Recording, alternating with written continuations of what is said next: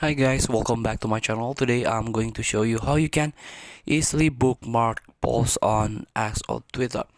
So if you use Twitter or X for the first time, you can save someone post or bookmark it by use this bookmark icon. This is like archive icon below the pause. Here you can tap it and pause added to your bookmarks. In order to access your bookmark post, you can tap on your profile picture, and this is the bookmarks.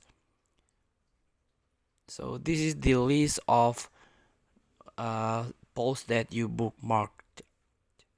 Feel free to try. Thank you for watching. Don't forget to comment, like, and subscribe, and also click text button below. See you in the next video.